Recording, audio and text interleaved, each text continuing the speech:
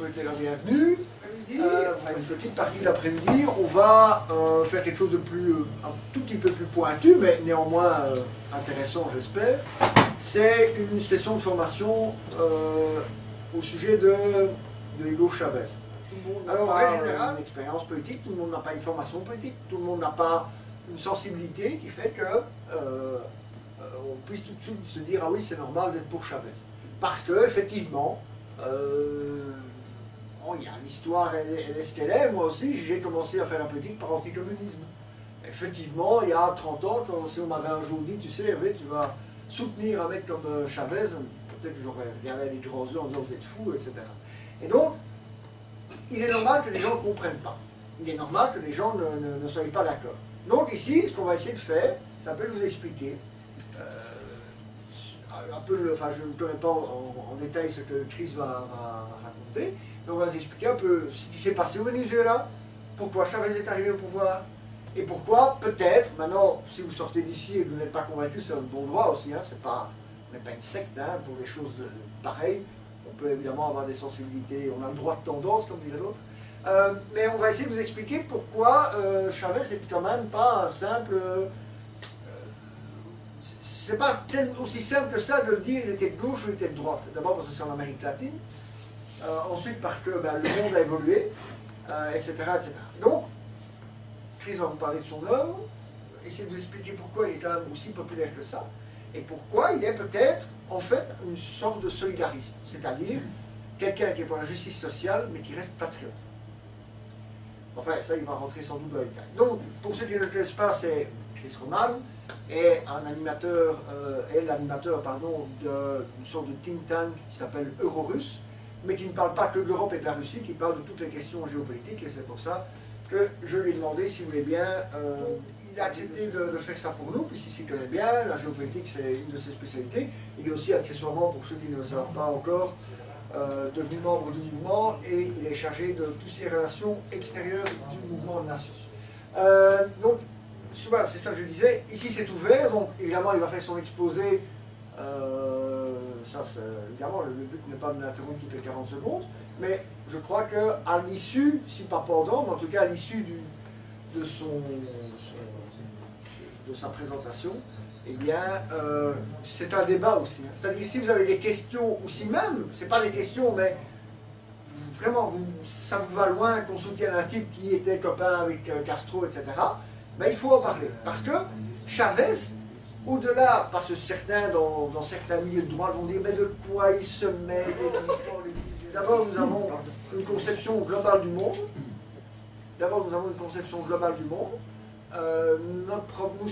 À l'heure de la mondialisation, on ne peut pas dire, je ne m'occupe que de ce qui se passe dans mon jardin. Ça, c'est ceux qui font ça ne comprennent rien.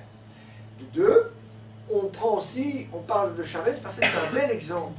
Nous sommes un mouvement identitaire, mais aussi et surtout un mouvement solidariste. Et en cela, nous sommes différents de tout ce qui a jamais existé en Belgique francophone. C'est une idéologie bien spécifique. Pourquoi? Parce qu'elle est socialement plus à gauche que ce que l'extrême droite, qui porte mal son nom, ou bien, pour certains d'ailleurs, ne l'est jamais. C'est-à-dire, pendant des années, dans l'extrême droite, on prenait des positions par rapport aux communistes.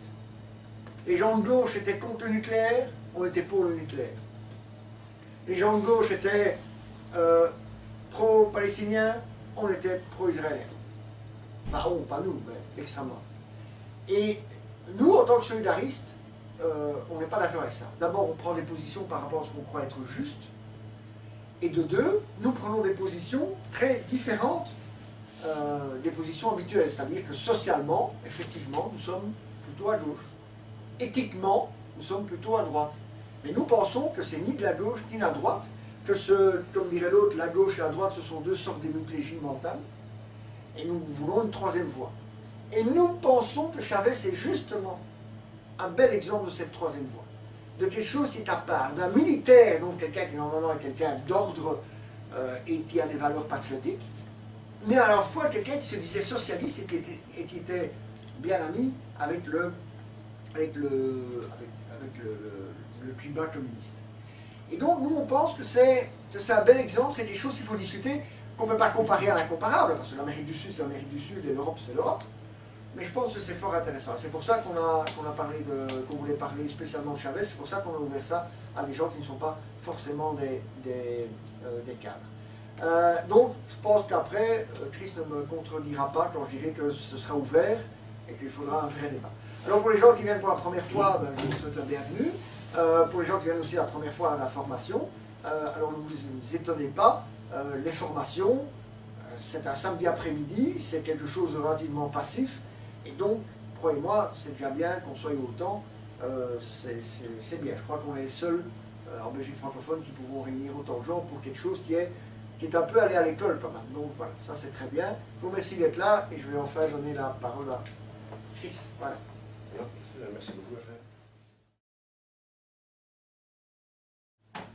Voilà, d'abord, je veux féliciter bien à vous tous, parce que c'est quand même un sujet qui n'est pas dans la ligne habituelle d'un parti qui est quand même solidariste, ou certains qui pensent que nationaliste même. Voilà, je veux aussi bien remercier Annick, qui a fait un terrible travail de traduire toutes ces pages ici. Je veux aussi dire que, voilà, comme je ne suis pas francophone de naissance, je vais quand même, et le texte est quand même à un certain niveau, je vais quand même employer mon texte ici devant moi. Voilà, je peux lire. D'abord, on parle de la Venezuela. En deux mots, qu'est-ce que c'est le Venezuela? Officiellement République de Venezuela. 21,5 millions d'habitants, plus ou moins deux par la Belgique. La capitale c'est Caracas, voilà. C'est un pays qui se trouve en Amérique du Sud, mais quand même tout au nord de l'Amérique du Sud, vous voyez ici. Ce qui est typique pour le Venezuela, c'est que la rivière, c'est qui est au milieu, Oronico, comment on dit ça, voilà. Là, il y a beaucoup de pétrole. Mais vraiment beaucoup. Voilà. Et le titre de cet exposé est Hugo Chavez, solidariste au cœur. Non, je ne suis pas certain que Hugo Chavez même aimerait bien qu'on lui mette cette étiquette-là. Voilà. Il a été élu, Hugo Chavez, son nom en total c'est Hugo Rafael Chavez Frias. Il a été élu la première fois en 1999 en tant que président du Venezuela. Il a occupé cette tâche ardue jusqu'à sa mort le 5 mars 2013. Ce mois-ci. Non, le mois passé. Il venait d'une famille de classe ouvrière et est devenu plus tard un soldat professionnel. Un de ses passe-temps était l'histoire. Il était un partisan du général Ezequiel Zamora. À 17 ans, il est allé à l'Académie vénézuélienne de sciences militaires. Là, il a connu les principales différences entre la richesse et la pauvreté. Là, il s'est engagé pour obtenir l'égalité sociale. C'est là que le solidariste en lui a vu la lumière du jour. Il a étudié en particulier Simón Bolívar et Che Guevara. Il est diplômé en 1975 comme un des meilleurs élèves. Il noue des liens amicaux avec les dirigeants d'Amérique latine, comme le président et directeur général Juan Velasco Alvarado de Pérou et Omar Torrijos, fils du président panaméen. Tous deux l'ont beaucoup inspiré. Il a vu comment l'armée pourrait être utilisée pour des réformes agraires dans le but d'aider les agriculteurs. Il comprit que les militaires pourraient prendre le pouvoir si le pays est exploité par une élite fortunée. Il était critique du général Augusto Pinochet parce que ce dernier avait pris le pouvoir un peu grâce à la CIA. En 1977, il trouve qu'il est anormal qu'une proportion importante de la population vit dans la pauvreté alors qu'il a des énormes réserves de pétrole. Il a commencé à sympathiser avec le parti du drapeau rouge, qu'il connaissait bien, parce qu'en fonction de militaire, il devait abattre des révoltes organisées par ce parti. Dans la même année, ils font un mouvement révolutionnaire au sein des forces armées, l'armée de libération du peuple vénézuélien. Ils voulaient une voie médiane entre la politique droite du gouvernement et la politique gauche du parti du drapeau rouge. Il a été élu 4 fois président. Mais pour gagner du temps, je pense que ça, je vais un peu passer. Parce que j'ai vraiment fait mon devoir ici. Et c'est beaucoup. Mais dans les 4 fois qu'il a été président, il y a eu une fois une tentative de coup d'État. Il a été même en prison pendant quelques jours pour ceci. Les tentatives de coup d'État ont eu un effet de radicalisation pour lui. Et là, il commence à employer le terme « socialisme pour le XXIe siècle ». Il ne se retrouva pas tellement dans le marxisme de l'Union soviétique ou du communisme en Chine. C'était beaucoup trop dictatorial pour lui. Le 15 décembre 2006 est le jour où il a été reconnu, que la plupart des partis qu'il avait soutenus s'uniraient dans un parti, le Parti socialiste uni du Venezuela. Le nombre de membres est passé de 5,7 millions. Ça veut dire que c'était le plus grand parti du pays. Le gouvernement a voulu fournir une aide financière et médicale à l'ensemble de l'Amérique latine. Et c'est grâce aux énormes profits du pétrole qu'ils ont pu faire ceci. Des milliards ont coulé dans ce sens, notamment vers la Bolivie, l'Équateur et le Nicaragua, mais aussi vers le Cuba. En 2004, le Venezuela a fondé l'Alliance bolivarienne pour les Amériques. Vous savez tous que Hugo Chavez était inspiré par Simón Bolívar. Cela en contrepartie de la zone de libre-échange des Amériques dominée par les États-Unis. Il s'agit d'un groupement d'intérêts économiques composé de 8 pays, donc le Venezuela, la Bolivie, Cuba, Équateur, le Nicaragua, Antigua et Barbuda et Saint-Vincent et les Grenadines. Chavez a critiqué ouvertement et avec force les dirigeants qui étaient soutenus par les États-Unis pendant le printemps arabe.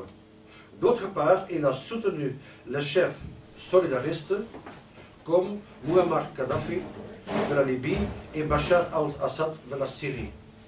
Chavez a décrit Kadhafi comme un ami. Chavez a décrit aussi le bombardement de la Serbie en 1999 comme scandaleux et a reconnu le Kosovo comme faisant partie de la Serbie du Sud. Aha. Le 26 septembre 2009, Chavez, avec ses alliés l'Argentine, le Brésil, la Bolivie, l'Équateur, le Paraguay et l'Uruguay, a mis en place une banque régionale appelée la Banque du Sud, basée à Caracas, qui est une tentative pour permettre aux pays latino-américains d'être moins dépendants du Fonds monétaire international néolibéral. Chavez avait d'abord proposé le projet avant qu'il ne remporte l'élection présidentielle en 1998. Le gouvernement bolivarien, c'est comme ça qu'il s'appelle, le gouvernement bolivarien a mis l'accent sur l'aide aux pays d'Amérique latine. Le soutien médical et financier viendrait des bénéfices de l'industrie pétrolière. Dans les 8 premiers mois du 2007, par exemple, le Venezuela a fait un don de 8,8 milliards de dollars pour le pays d'Amérique latine. Il a également pris des contacts politiques et militaires avec ce pays. Le Nicaragua était en rémission de 30 millions de dollars et a obtenu une autre rémission de 10 millions.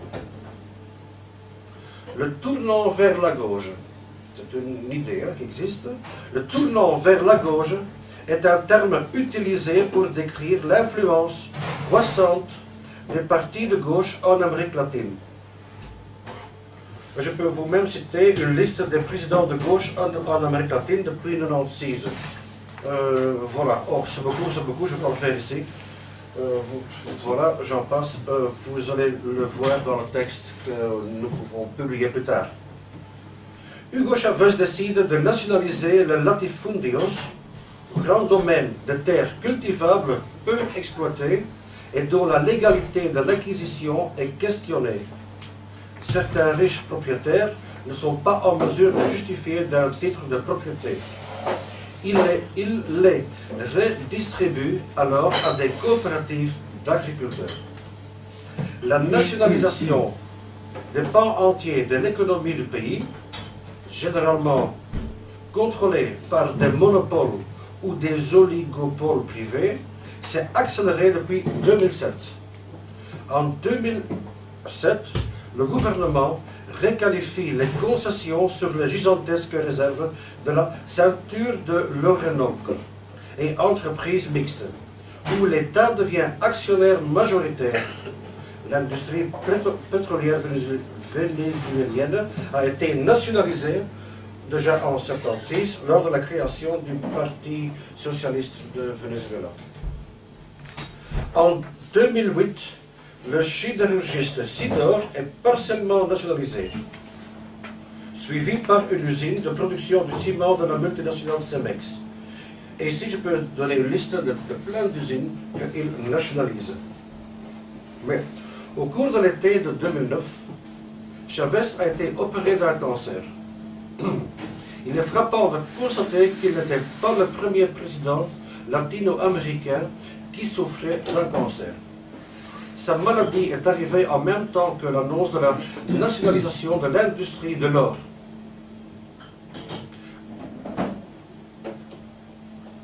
Et il a dit aussi, nous allons nationaliser l'or et le convertir en réserve internationale parce que l'or devient de plus précieux.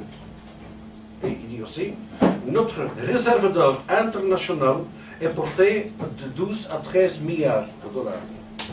Nous ne pouvons pas la garder et rien en retirer. Le Venezuela a un total de réserves internationales de 27,1 milliards de dollars. Environ 63% entre eux sont placés en or, couverts par l'or. Le Venezuela possède l'une des plus grandes réserves d'or en Amérique du Sud. Le plus gros de l'or est enterré sous le jungle du sud du fleuve Orinoco. Selon le chiffre officiel, 4,3 tonnes d'or produites par an en Venezuela. C'est beaucoup.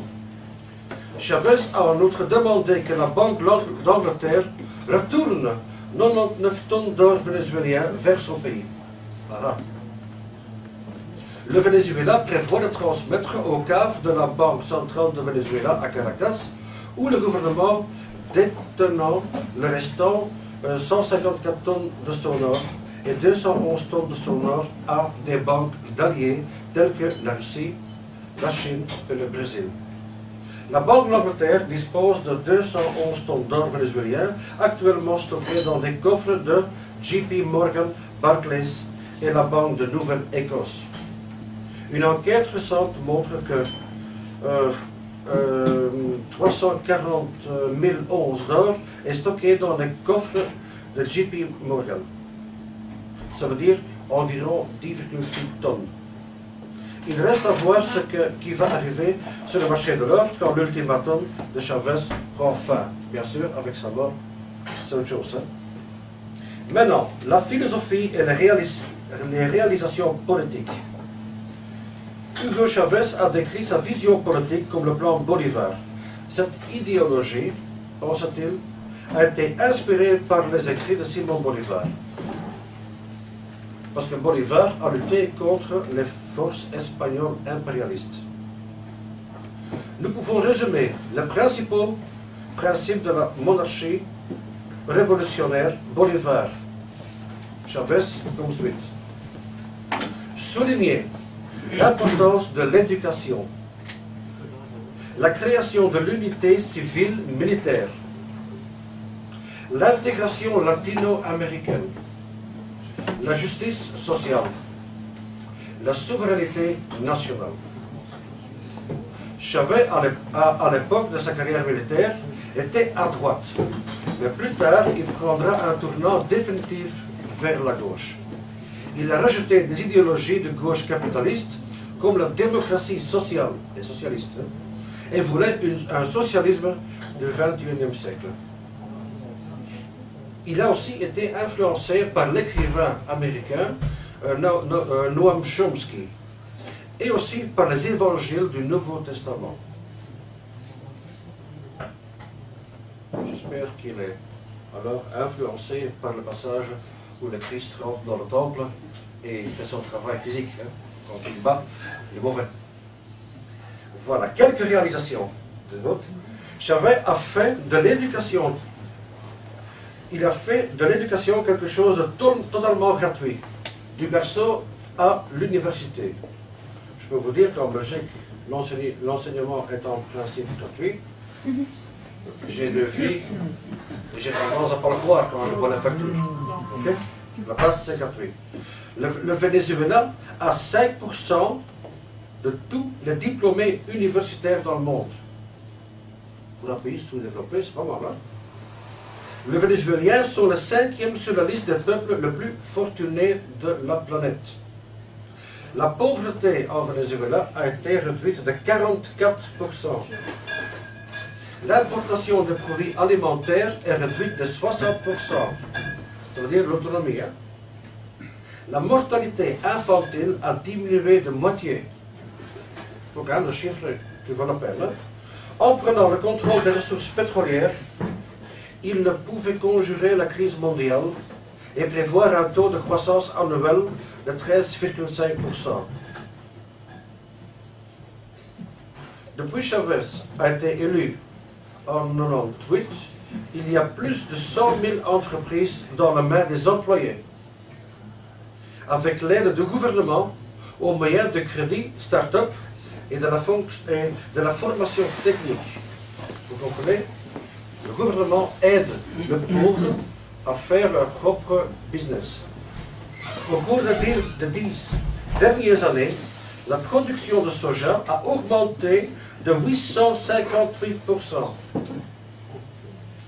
On parle ici de 54,5 000 tonnes. La production de riz a augmenté de 84%. Ça veut dire presque doublé. 1,3 tonnes par an. La production de lait a augmenté de 47%.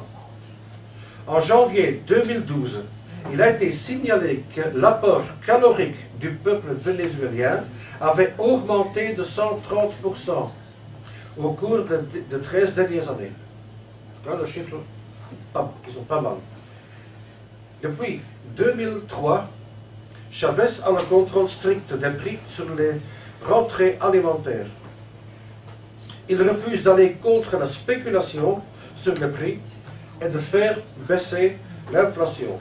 Il a également mis en place un réseau de distribution pour Mercal alimentaire. Mercal est une marque, mais j'en reviens.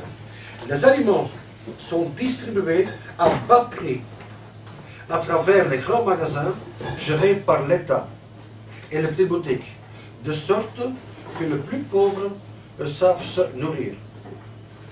Les systèmes de microcrédit d'initiative publique sont mis en place afin de faciliter le développement des petites entreprises parmi les franges les plus pauvres de la population n'ayant pas accès au crédit bancaire, faute de garanties suffisantes. La culture de OMG, vous comprenez? La culture de OMG est interdite. Un système de banque de semences est mis en place. Tant pis pour Monsanto. Son but officiel est de préserver la diversité des plantes. La pêche intensive est interdite dans les eaux territoriales vénézuéliennes, afin de préserver la biodiversité maritime et de favoriser les petits pêcheurs. Pêcheurs, pas pêcheurs. Oui. Le taux de chômage au Venezuela a passé de 11,3% en 1998 à 7,8% en 2008. Pendant cette période, 2,9 millions d'emplois ont été créés. Et la proportion d'emplois dans l'économie informelle est tombée de 54,6% en 1998 vers 48,2%. Le taux de pauvreté a été diminué de moitié, de 54% des ménages en 2003 à 26% en 2008. Ça veut dire, en 5 ans, il a fait du grand boulot. La pauvreté extrême, en total, a diminué de 72%. L'accès à la nourriture a été amélioré de manière significative.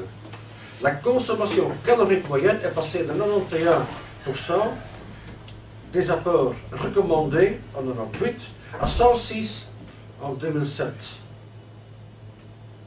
Le décès lié à la malnutrition ont chuté de 35% qu'est-ce que je vois ici, ont chuté de 35% entre 1998 et 2006. Petit déjeuner, déjeuner et collation gratuits dans les écoles publiques. Et bien sûr, j'en reviens au réseau Mercal de nourriture subventionnée. Les allocations sociales, notamment vieillesse et handicap, sont passées de 1,7 million à 4,4 millions de bénéficiaires. Le salaire minimum vénézuélien a été augmenté à plusieurs reprises par Chavez.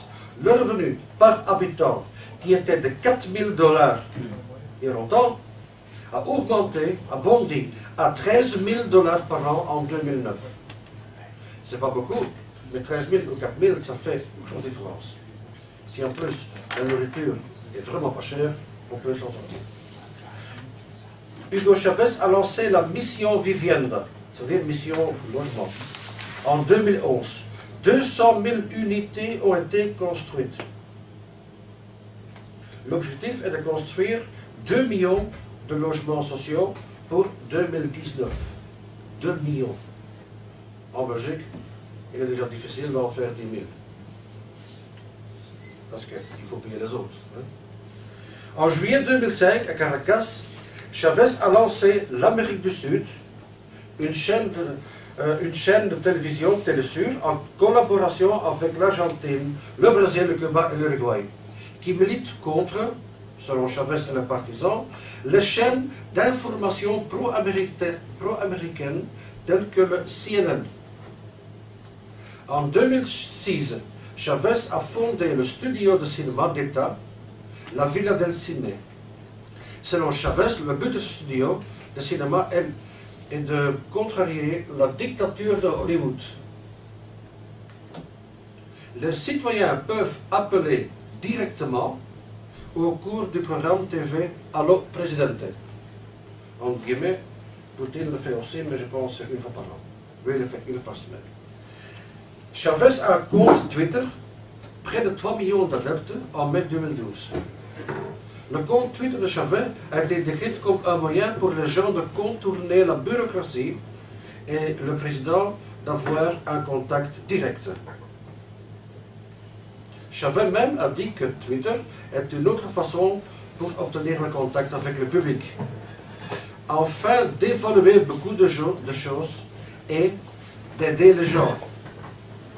Il voit Twitter comme une arme qui doit également être utilisée pour la révolution. Chavez a déclaré que le Venezuela est une carte de pétrole importante à jouer sur la scène géopolitique. Il dit, c'est une carte que nous allons jouer avec ténacité contre le pays le plus puissant du monde, le pays, singulier, des États-Unis. Il n'aime pas vraiment les États-Unis. Chavez veut bien sûr nationaliser la Banque nationale vénézuélienne, parce que je peux bien vous dire que ici derrière, j'ai une liste de tous les banques nationaux qui sont dans la main des Rothschild. Il n'y en a pas beaucoup qui ne sont pas dans la main des Rothschild, pas beaucoup. Le Corée du Nord, la Syrie, l'Iran, voilà. Et en Venezuela, il a voulu reprendre ça, hors de main. entre 1998 et 2007, la dette publique est tombée de 30% à 14%. Grâce au pétrole. Voilà. Hugo Chavez a mis en place plusieurs programmes d'éducation. La mission Robinson, pour être bref, il voulait éliminer, qu'est-ce qu'on appelle, les gens qui ne savent pas lire ni écrire. Hein? L'alphabétisation, voilà. Voilà, il voulait faire ça. Et là, il a de bons chiffres. Voilà, militaire. Et là, je vais bref aussi. Avec Chavez, les forces vénézuéliennes ont diversifié leurs ressources d'approvisionnement en armement, achetant du matériel à la Russie, dont il est devenu le second importateur depuis 2006. Mais il achète aussi au Brésil et à l'Espagne. Entre 2005 et 2008, c'est 4,4 milliards de dollars d'équipements militaires que Chavez a acheté en Russie.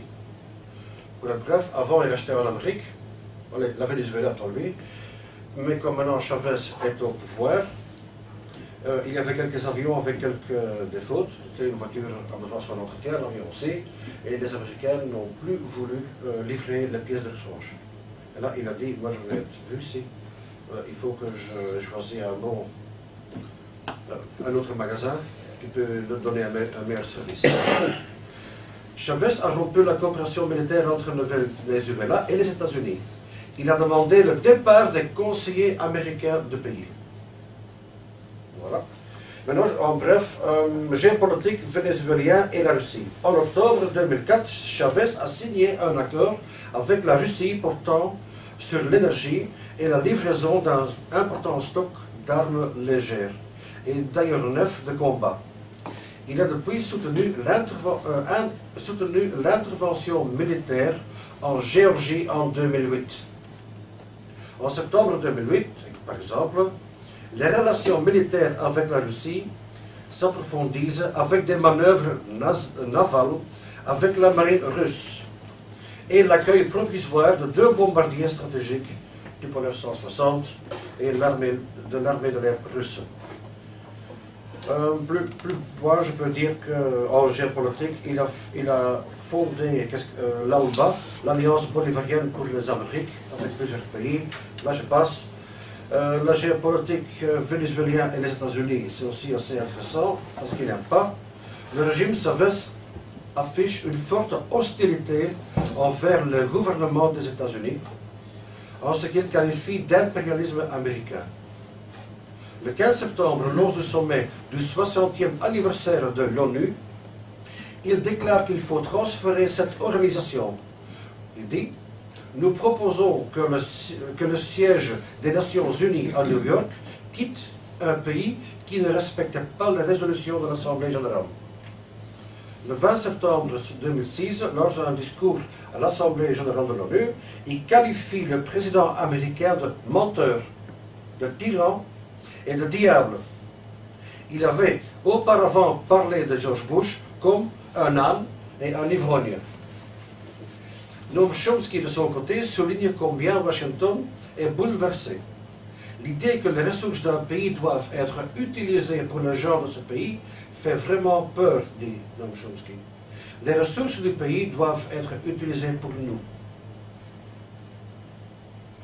Le 13 septembre 2006, Chavez exprime publiquement ses doutes portant sur la version du gouvernement américain des attentats du 11 septembre, en s'interrogeant sur une possible dynamitage des tours jumelles et l'usage d'un missile pour frapper le Pentagone.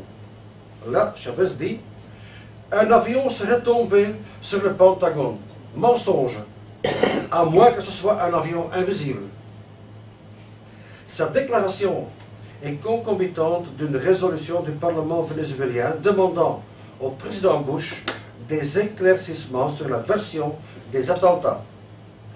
Au nom de l'antiimpérialisme, Chavez désire une disparition du FMI qu'il qualifie de Dracula. Le 30 avril 2007, Chavez a déclaré la sortie de son pays du FMI. après le renvoi par Evo Morales de l'ambassadeur américain en Bolivie, il a fait de même le 12 septembre 2008, après avoir déclaré « Après vous faire foutre, Yankee de merde. Nous sommes un peuple digne. » Bref, le Venezuela avait aussi de bons contacts avec la Chine, un peu moins avec Israël, parce qu'il était aussi quand même ami avec, on dit, c'est blague, on avait entendu d'Israël, l'Iran. Et voilà, les opérations militaires israéliennes en Liban, d'autant, Chavez les a comparées aux actes d'Hitler en évoquant le fascisme israélien. Vous comprenez que le peuple lui n'a pas d'entendre ça. Chavez soutient la politique du régime en place en Iran. Ainsi, en 2006, lors d'un vote de l'Agence internationale de l'énergie atomique, le Venezuela a été le seul, avec la Syrie et le Cuba, à soutenir le programme nucléaire iranien. Lors de la réélection du président iranien Mahmoud Ahmadinejad, Chavez a défendu une position opposée à celle des États-Unis et des pays européens en qualifiant cette élection d'extraordinaire journée démocratique. Il a déclaré également que l'Iran a le droit de disposer de l'énergie atomique civile, prenant ainsi parti en sa faveur dans les négociations qui opposent ce pays aux puissances occidentales, ce qui alimentera les rumeurs infondées dans la collaboration entre le Venezuela, l'Iran et l'Argentine dans le domaine nucléaire. Parce que je me rappelle que dans les journaux, j'ai lu que l'État d'Israël a fait son nez quand l'État a pris ça. Bien sûr, le Venezuela avait aussi de bons contacts avec la Libye, ça faut dire. Il a dit que Kadhafi, c'est son grand ami. Il y a toute une série de doctorats que Chavez a obtenus que je ne vais pas répéter ici. Peut-être un intéressant, doctorat honorifique accordé par l'Académie diplomatique du ministère des Affaires étrangères de la Fédération de Russie. C'est en 2001. Et tout ça. Maintenant, on va s'amuser. Quelques citations. Je pense que ça, c'est la fin de mon exposé ici. Quelques citations. Chavez, dans son discours de Noël, 24 décembre 2005. Vous êtes assis? Il y a dans le monde de quoi satisfaire les besoins de tout le monde, mais dans le fait des minorités, les descendants de ceux qui ont crucifié le Christ, les descendants de ceux-là même qui ont expulsé Bolivar d'ici, et qui l'ont crucifié à sa manière à Santa Marta en Colombie. Une minorité s'est appropriée les richesses du monde, une minorité s'est emparée de l'or, de la planète, de l'argent, des minerais, des eaux, des bonnes terres, du pétrole, des richesses, et ils ont concentré leurs richesses en peu de mains. Moins de 10% de la population du monde est maîtresse de la moitié de la richesse de tout le monde. Le 30 décembre 2005, il dit « Le monde a des richesses pour tous, mais... » Ah oui, même chose, et là je répète. En 2008, Chavez a proposé, à propos de Mme Merkel, a déclaré qu'elle peut aller à la merde. Voilà. En flamand, loopt naar de kloten. Voilà, dans l'émission Alors Presidente. Voilà. Ah oui, je garde peut-être une qui a dit « Le monde a des richesses pour tout, mais des minorités, le descendant du même peuple qui a crucifié le Christ, ont confisqué toute la richesse du monde. » Voilà. Maintenant, en conclusion, je pense que vous comprenez pourquoi Hugo Chavez devait mourir. Voilà. Il est vraiment que les pays qui ont une banque nationale autonome, indépendante de l'Empire Rothschild ou du FMI, ne peut tout simplement pas entrer dans le multinational étranger, peut être appelé une dictature. je veux dire que tous les leaders dans le monde qui refusent de marcher au pas du FME, de Rothschild, de tout le monde qu'on peut s'imaginer, de Bilderberg, de tout le monde qui est dans ce monde-là, tous ces leaders sont appelés dictateurs, comme ils sont appelés horribles.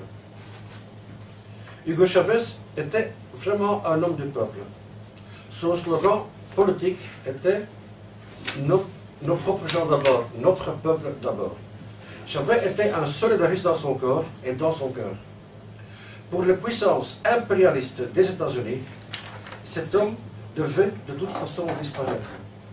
Son successeur a la lourde tâche difficile de se baser et de continuer l'œuvre de la vie de Chavez pour continuer. Et pour l'instant, ça s'annonce bien parce que le président par intérim de Venezuela, Nicolas Maduro, il a dit ouvertement, il y a quelques jours, le Venezuela restera un ami de la Russie. Je vous remercie.